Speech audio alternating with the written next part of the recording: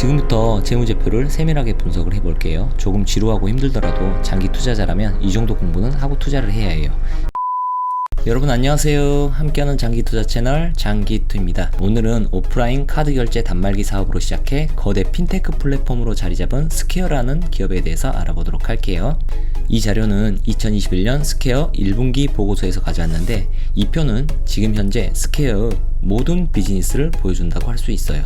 스퀘어의 비즈니스는 일반인들에게 제공하는 캐시앱 서비스와 상인들에게 제공하는 셀러 서비스로 나눌 수 있는데요. 먼저 캐시앱은 우리나라의 토스와 비슷하다고 생각하시면 될 것 같아요. 스퀘어의 캐시앱을 통해서 간편 결제 서비스, 카드 결제 서비스, 저축이나 대출과 같은 통상적인 은행 업무 서비스, 주식과 비트코인 투자 서비스와 같은 증권 업무 등 광범위한 금융 업무를 지원하는 앱이에요. 그리고 작년까지 스퀘어는 고객과 은행의 가운데서 서로를 연결해주는 중개자의 역할을 하면서 은행 업무를 제공했는데요.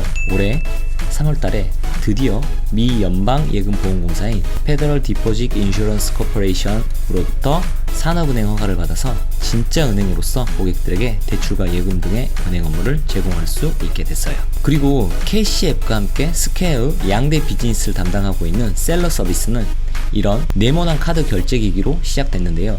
그래서 이 기업의 이름이 네모를 뜻하는 스퀘어예요. 종전에 사업자들이 카드 결제를 받기 위해서는 카드 가맹점에 가입하고 가맹점비도 내고 이런 큰 단말기도 구입을 해야 해서 상당히 번거로운 과정을 거쳐야 했는데요. 그런데 스퀘어는 조그마한 스퀘어 단말기와 스마트폰만 있으면 누구나 카드 결제를 통해서 물건을 판매하고 돈을 받을 수 있게 되면서 스퀘어는 폭발적으로 성장을 하게 됐어요. 특히 길거리에서 소규모 자판을 벌이고 판매를 하는 소상공인 오브 소상공인들에게 엄청나게 사랑을 받게 됐어요. 그리고 그 후 포인트 오브 세일로 비즈니스 영역을 확장시켰는데요. 포인트 오브 세일은 우리가 흔히 포스기라고 부르는 매장의 주문관리 시스템을 말해요. 스퀘어는 이 주문관리 시스템에 소프트웨어를 입히고 빅데이터 분석을 통해서 판매자의 마케팅도 도와주고 대출까지 해주면서 계속해서 사업의 영역을 넓혀갔어요. 대박인 건 대출을 할 때 기존의 금융권에서 판단하는 신용도나 담보 여부를 보지 않고 자신들의 포스 시스템으로 쓰지만 각 셀러들의 매출 데이터를 통해서 클릭 몇 번만으로 간단히 대출을 해주고 있다는 점이에요. 조금 위험한 대출 방식일 수도 있지만 계속적인 대출 데이터 확보를 통해서 대출 회수도가 점점 높아지고 있어요. 2021년 1분기 기준 거래와 대출 미회수로 인해서 발생한 손실은 2,039만 달러인데 이 손실 금액이 전체 매출 총이익에서 차지하는 비율은 고작 2%에 불과하니까요. 물론 대출 회수가 98% 된다는 말은 아니에요. 전체 매출 총이익 대비 미회수로 인한 손실이 2%라는 뜻이에요. 그런데 스퀘어 분기 보고서를 뒤져봤는데도 대출 회수율을 못 찾겠더라고요. 혹시나 알고 계신 구독자님들께서는 댓글을 달아주시면 감사할 것 같아요. 카더라 통신에 의하면 대출 회수율이 일반 은행보다 훨씬 높다고 하던데 저는 카더라는 믿지 않아요. 이렇게 정확히 공시된 자료만 믿으니까요. 그리고 전년 동기에는 대출 손실 금액이 매출 총이익의 20%를 차지했는데 많이 좋아진 거 보이시죠? 물론 코로나19로 대출 금액이 줄어들어서 그런 것도 있을 거예요. 다시 전체적으로 봐볼게요. 매출이 50억 달러 정도인데 캐시앱 매출이 40억 달러로 전체 매출의 80%를 차지하고 있어요. 그런데 이건 약간의 트릭이 숨어있는 매출 구조인데요. 스퀘어 캐시앱에서 비트코인 거래를 중개할 때 보통의 비트코인 거래소처럼 투자자들의 비트코인 거래에서 발생하는 수수료를 받아서 매출로 잡는 방식이 아니라 스퀘어 측에서 비트코인을 직접 매입한 다음에 거기에 약간의 수수료를 붙여서 고객들에게 다시 되파는 형태의 시스템이 구축되어 있어요. 그래서 수수료만 매출로 잡히는 게 아니라 판매한 비트코인 금액의 전부가 매출로 잡히게 되는 거예요. 당연히 매출 원가에서 매입한 비트코인의 비용이 빠지게 되겠죠. 그래서 스퀘어 매출은 고지곳대로 믿으면 안 되고 매출에서 매출 원가를 제외한 매출 총이익인 그로스 프로핏을 봐야 더 정확해요.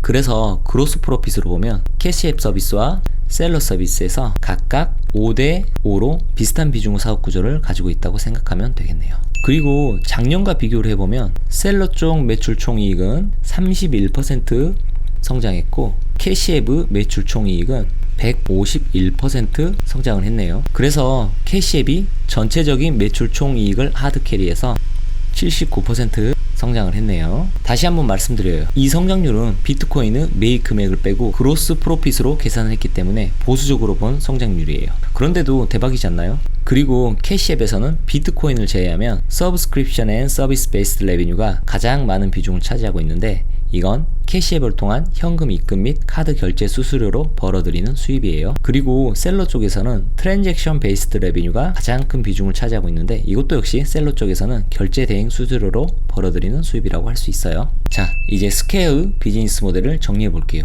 스퀘어의 비즈니스 모델은 크게 일반인들이 사용하는 캐시앱과 판매자들이 사용하는 셀러 서비스로 나눠진다. 그리고 이 둘은 지금은 비슷한 사업 비중을 차지하고 있지만 산업은행으로 정식 허가를 받게 되면서 캐시앱의 성장률이 폭발적으로 늘어나고 있다. 그리고 이들을 통한 수입에서 가장 많은 비율을 차지하는 것은 결제 대행 수수료이다. 물론 대출로도 수익을 내고 있으며 주식도 거래를 중개하고 있고 비트코인의 거래도 중개하고 있다. 그래서 약간 애매하게 비트코인의 가격과 주가가 연동되는 그런 느낌이 있는 기업이니까 투자를 하는데 주의를 해야겠다. 하지만 장기투의 개인적인 의견으로는 비트코인이 망하더라도 캐시앱을 통한 핀테크의 미래가 너무 밝다 정도가 될 수 있겠네요. 지금부터 재무제표를 세밀하게 분석을 해볼게요. 조금 지루하고 힘들더라도 장기 투자자라면 이 정도 공부는 하고 투자를 해야 해요. 시작할게요. 스퀘어는 그동안 꾸준히 매출이 성장해왔어요. 특히 2018년 49%, 2019년 53.9%, 2020년 127.5%로 매출이 어마어마하게 성장했어요. 보이시죠? 그런데 여기에는 비트코인 매출이 녹아져 있어요. 그래서 저는 지금부터 비트코인의 매입 비용을 제외하고 매출을 다시 계산을 해볼 거예요. 이는 제가 비트코인의 미래를 나쁘게 보는 게 아니라 비트코인을 매입한 후 판매한 금액 전부가 과도하게 매출로 잡히는 구조이기 때문이에요. 그래서 저는 비트코인 거래 수수료만이 매출에 반영될 수 있도록 비트코인은 매입 비용을 빼서 다시 매출을 계산해 볼게요. 비트코인 거래는 2018년부터 했으니까 2018년부터 비트코인은 코스트 오브 레베뉴를 빼줄게요. 그러면 각각 2018년 31억 3,340만 달러, 2019년 42억 53만 달러, 2020년 50억 2,300만 달러 정도로 매출이 나오게 되는데요.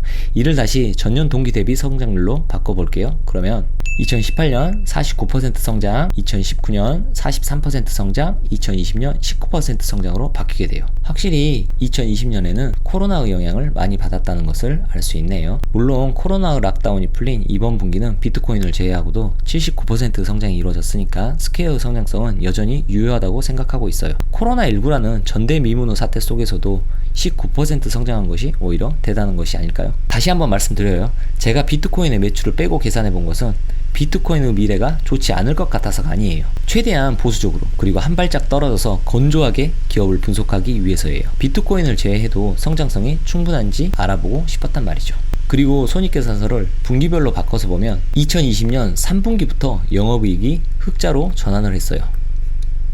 저는 개인적으로 성장주가 흑자 전환을 하고 있는 시점이 투자의 적기라고 생각하고 있어요. 여기서 잠깐 수익성 지표를 보고 갈게요. 그로스 프로핏 마진은 24%로 섹터 평균인 48.95%에 비해서 낮은 수치이지만 이거는 매출의 비트코인 매입 금액이 과도하게 잡혀서 그런 거예요. 만약에 비트코인 수수료만 매출로 잡는다면 그로스 프로핏 마진이 제가 대충 계산해보니 62% 정도가 나오더라고요. 그리고 그로스 프로핏 마진과 같은 이유로 넷 인컴 마진도 2.72%로 섹터 평균값인 4.74%에 비해서 낮게 나왔네요. 더군다나 이 자료는 지난 12개월을 나타내는 TTM 기준이라서 작년 2분기의 적자가 합쳐져서 나온 결과이기 때문에 넷 인컴 마진이 더 낮게 나온 것처럼 보인 거예요. 2021년 2분기 실적에 더해지면 넷 인컴 마진이 더 올라가겠죠. 그리고 작년 2분기 적자가 더해진 TTM 기준임에도 ROE가 17.37%로 섹터 평균인 6.86%보다 높게 나왔네요. 그래서 수익성 지표는 표면적으로만 보면 그리 좋은 수치는 아니지만 스퀘어 매출의 특수성을 이해하고 본다면 상당히 좋은 수치로 판단되네요. 물론 저 장기투의 개인적인 판단이에요. 기업에 위기가 왔을 때 얼마나 버틸 수 있는지를 나타내는 기업의 기초체력과도 같은 재무 상태표는 정리된 지표로 빠르게 보고 넘어갈게요. 자기 자본 대비 부채가 얼마나 있는지를 나타내는 부채 비율은 181.69%로 건강한 부채 비율을 가졌다고 평가할 수는 없겠네요. 더군다나 이 부채 비율은 토탈 라이어빌리티로 계산한 부채 비용도 아니고 토탈 라이어빌리티에서 매입 채무와 같은 비용을 제외한 토탈 뎁으로 계산한 부채 비율이거든요. 제가 진짜로 총 부채인 토탈 라이어빌리티로 부채 비율을 계산해 봤더니 390%가 나왔어요. 솔직히 조금 위험한 수치로 판단되네요.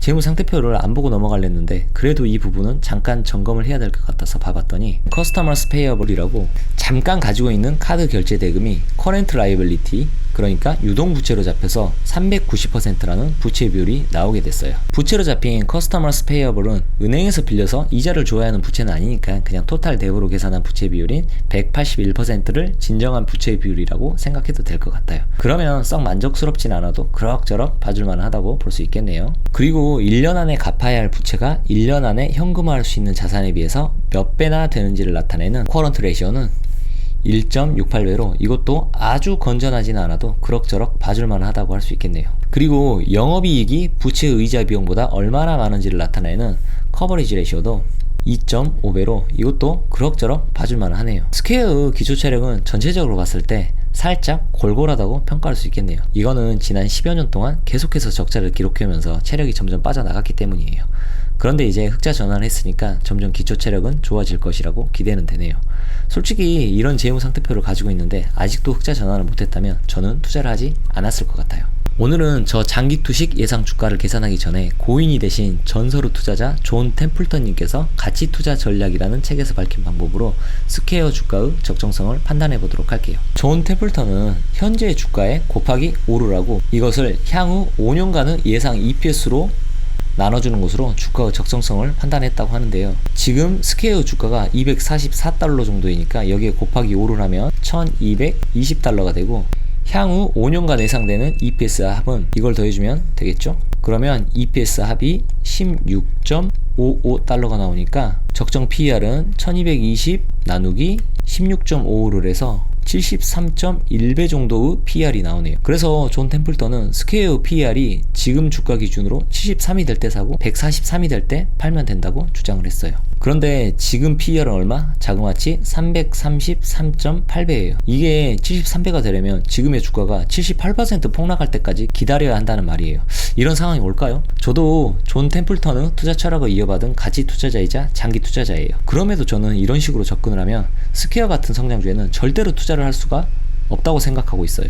수익이 안정적으로 발생하는 가치주 같은 경우에는 이런 계산이 통하겠지만 이제 막 수익이 발생하기 시작해서 걸음마를 갓댄 아기야도 같은 기업이 바로 스퀘어이기 때문이에요. 그래서 저는 성장주는 PER로 기업의 가치를 평가하는 게 아니라 PSR로 평가를 하는 것이 맞다고 생각해요. PSR은 매출 대비 주가가 몇 배의 프리미엄으로 거래되는지를 나타내는 지표인데요. 그래서 PSR은 주가 나누기 RPS로 계산을 할 수 있어요. 따라서 주가는 RPS 곱하기 PSR 공식이 성립하게 되고 예상 RPS와 예상 PSR을 추측해 본다면 우리는 미래의 예상 주가를 계산할 수 있게 돼요. 예상 주가를 계산하는 방법에 대한 자세한 설명을 듣고 싶으신 분들은 제가 만든 위의 영상을 참고해 주세요. 제가 예상 주가를 계산하는 방법은 지금까지 모든 기업 분석 영상에서 계속 설명해 왔고 따로 영상으로도 만들어서 자세히 설명한 적도 있으니까 앞으로 영상에서는 되도록이면 설명을 하지 않고 넘어갈 생각이에요. 구독자님들도 같은 설명을 계속해서 들으면 지루하실 테니까요. 아무튼 지금부터 우리는 이제 예상 RPS와 예상 PSR을 추측해 보도록 할게요. 예상 RPS를 구하기 위해서 시킹알파에서 발표한 매출 예상치를 가져왔는데요. 여기의 예상 매출에 발행 주식 수를 나눠주면 예상 RPS를 구할 수 있게 돼요. 그런데 이 예상 매출치를 어떻게 믿냐고요? 일단 과거의 스퀘어는 항상 컨센서스 예측치보다 높은 실제의 매출을 보여줬어요. 과거에도 그랬으니까 미래에도 그런다는 보장은 없지만 과거에 예측보다 실제가 낮게 나왔던 기업들보다는 컨센서스 예측치에 신뢰가 생기는 것 같아요. 그리고 이런 컨센서스 예측치는 기업과 시장의 상황에 따라서 계속해서 수정이 되는데요. 2021년 예측치도, 2022년 예측치도, 2023년 예측치도 시간이 지남에 따라 지금까지 계속해서 꾸준히 상향 조정되어 온 것을 보실 수 있으실 거예요. 그래서 저는 개인적으로 스퀘어의 이 컨센서스 예측치를 오히려 보수적인 수치라고 판단하고 있어요. 그러니까 이제 이 예상 매출에 발행 주식수를 나눠줘서 예상 RPS를 구해보도록 할게요. A주가 3억 9,068만 주, B주가 6,398만 주이니까 합이 4억 5,500만 주 정도 되네요. 매출을 이 4억 5,500만으로 각각 나눠주면 2021년 주당 순매출인 RPS는 44.8달러, 2022년 50.2달러, 2023년 56.7달러, 2024년 64.1달러, 2025년 75.4달러가 나오네요. 그러면 이제 우리는 예상 RPS를 구했으니까 미래에 스퀘어에게 부여될 예상 PSR만 예측해서 이 둘을 곱해준다면 예상 주가를 계산할 수 있게 돼요. 미래에 스퀘어에게 부여될 PSR은 과거에 스퀘어에게 부여됐던 PSR을 통해서 유출을 해보도록 할게요. 2018년부터 매출에 비트코인 판매 금액이 들어가 있으니까 같은 조건의 PSR로 평균을 내기 위해서 그 전의 자료는 무시하고 2018년부터 평균을 내볼게요. 그렇게 계산을 하면 최근 3년 평균 PSR은 8이 나오네요. 스퀘어 매출은 비트코인의 특수성 때문에 다른 기업의 PSR과 직접적으로 비교하기에는 무리가 있긴 해요. 그래도 참고용으로 스퀘어와 하는 일이 비슷한 다른 기업들의 PSR을 봐볼게요. 페이팔 14배, 비자 23배, 마스터카드 24배, 쇼피파이 52배로 다른 기업에 비해서는 현재의 스퀘어 밸류에이션은 저평가됐다고 할 수 있겠네요. 따라서 예상 주가를 계산할 때 부여할 8이라는 PSR은 합리적인 수치로 판단되네요. 당연히 저장기도 개인적인 판단이에요. 그러면 스퀘어 예상 주가는 다음과 같이 계산이 되는데요. 현재 주가가 244달러이니까 2021년에는 46% 상승한 358달러를 기대해 볼 수 있겠고, 2022년에는 65% 상승한 402달러, 2023년은 86% 상승한 454달러, 2024년은 110% 상승한 513달러, 2025년은 147% 상승한 603달러로 현 주가 대비 2.4배 상승을 기대해 볼 수 있겠네요. 놀랍지 않나요? 지극히 개인적인 생각이긴 하지만 더 놀라운 점은 이런 주가가 보수적인 계산하에 나온 예상 주가라는 거예요. 그런데 제 말만 듣고 스퀘어 몰빵하시면 절대로 안 돼요. 아무리 좋은 주식도 분할 매수, 분산 투자, 현금 확보라는 3원칙을 반드시 지켜야 하니까요. 세상사 100%는 없어요. 마지막으로 전문가들의 의견을 살펴보고 영상을 마치도록 할게요. 팀랭스에서 분석한 자료에 따르면 24명의 월스트리트 애널리스트들이 스퀘어에 대해서 평가를 했는데 18명은 매수 의견을 냈고 5명은 보유 의견, 1명은 매도 의견을 냈네요. 그리고 향후 12개월 목표 주가의 평균값은 286.22달러로 현 주가 대비 17.23% 상승이 나왔네요. 최저 예상치는 160달러이고 최고 예상치는 380달러이네요. 당연히 최저 예상치 160달러 의견을 낸 애널리스트는 이 매도 의견을 낸 한 명이겠죠? 이분은 아마 존 템플턴식 가치 투자법으로 주가를 예상했을 것 같아요. 뭐 사람마다 기준은 다들 다를 테니까요. 마켓비트에 따르면 총 40명의 애널리스트들이 스퀘어를 평가했고, 그 중에 24명은 매수 의견, 13명은 보유 의견, 3명은 매도 의견을 냈다고 하네요. 그리고 향후 12개월 목표 주가의 평균치는 242달러로 현재 주가와 거의 비슷할 것이라고 예상을 했네요. 그리고 최저 예상치는 114달러, 최고 예상치는 380달러가 나왔네요. 이렇게 전문가라는 사람들도 저마다의 기준으로 다양한 의견을 내놓은 것을 보실 수 있으실 거예요. 그리고 세 번째 챕터에서 제가 계산한 예상 주가는 저 장기2 기준이고요. 그러니 여러분들도 자신만의 기준을 세워서 기업을 분석 후 투자를 진행했으면 좋겠어요. 설령 자신의 분석이 틀릴지언정 감으로 하는 투자보다는 그것이 훨씬 나은 투자이니까요. 이상 함께하는 장기투자 채널 장기투였습니다.